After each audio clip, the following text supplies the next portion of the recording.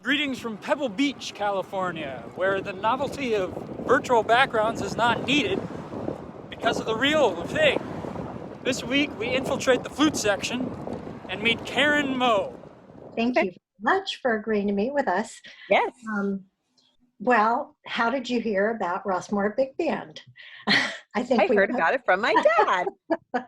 Yeah, he'd been in it, for a couple years before I joined, and he just was having a ball. I mean, he just was having so much. I went and saw them perform at the Ream Theater, such a cool venue, and they used to have a big stage out and then a big dance floor out. So at that point, then I decided to join. My dad and I did a band together in San Ramon. I joined that one with him, and then we were in a band in Martinez together, and then he'd been in the big band in Rossmoor for a couple of years before I decided to give that one a try.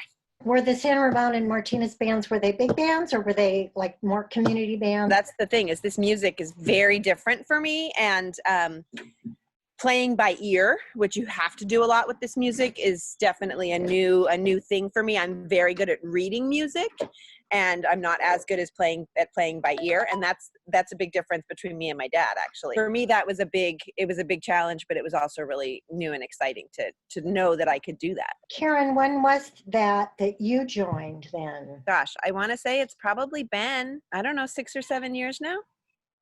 Time flies. Yeah. Oh, I know. Let's not go there either. That was interesting. You said the playing by ear, because I think on one of our Zoom meetings, your dad mentioned that he didn't read music. He played by ear. Exactly. Yeah. Which I've never understood how somebody can do that. But yeah, me neither. No.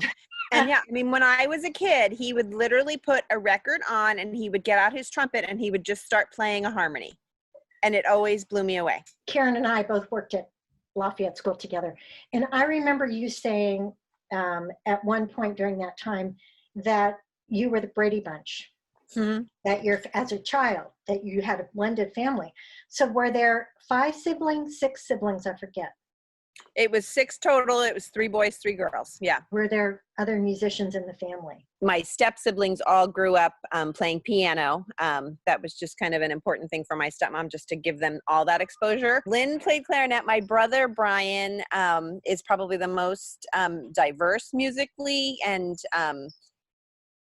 kind of has that same natural sort of inclination like my dad does, where he can sort of teach himself instruments and things like that. So he does saxophone and all kinds of saxophones, and then also he plays bass currently, and he's pretty, I don't know that he could play by ear necessarily like my dad, but he definitely can jam and noodle a little bit more comfortably than I could, for sure.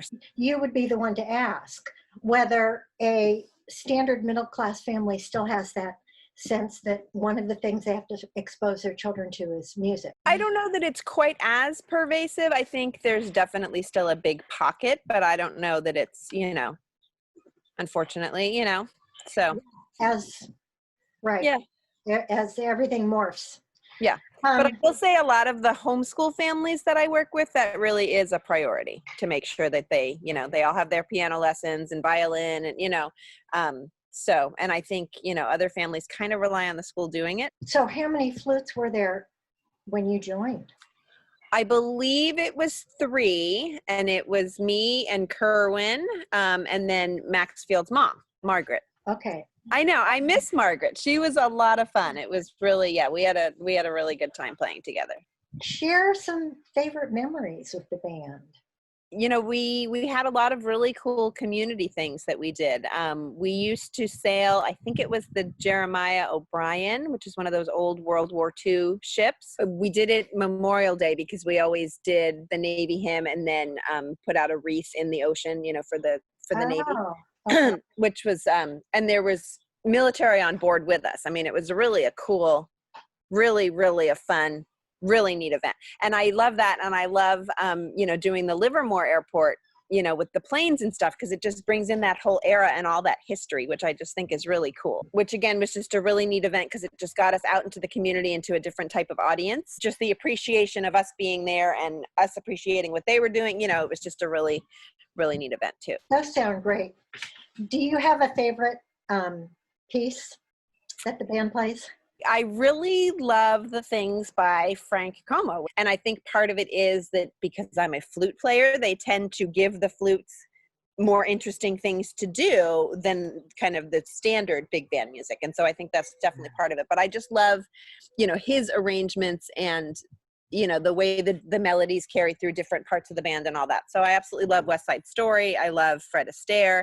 And I love Pavane. I think Pavane is just beautiful. It's one of my very favorites. There is a section of the Fred Astaire that is my favorite of all the music, and there's no part for clarinets. But, I'm grateful to Frank Como for including clarinets in it. But I also love sitting in front of the flutes because we get to hear specifically those parts of the music that Frank has arranged that really highlight, the quality of the flutes. So have you always owned the same flute? Did you rent when you got started, or? The flute I have, as far as I can remember, I might have gotten, a second student flute, but it is literally the same flute that I've always played. I just paid for it eventually. Has being on the big band sort of switched your allegiances in terms of genre? Do you have a favorite musical genre?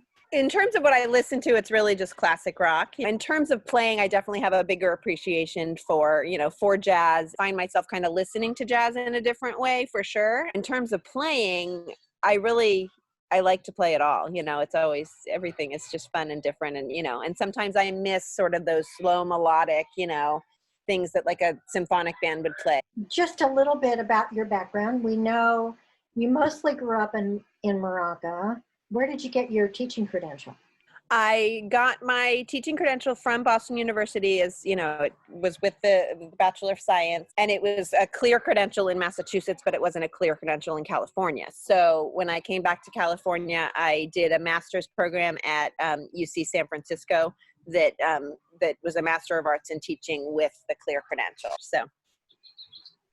Okay, through 8th grade on Long Island, I've never been able to explain the difference between just the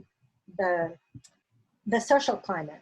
Right. And I still do miss the East Coast very much. And it's, it's really interesting because, Scott grew up in Connecticut, so we kind of have the similar East Coast ties in the East Coast family. And so we really, we try and get back, every 2 years. You're married to a drummer.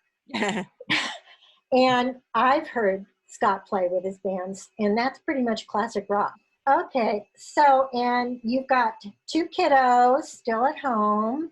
Yeah, so that's, some of the senior members I ask, well, what are your avocations? But at this point, your avocation is probably music.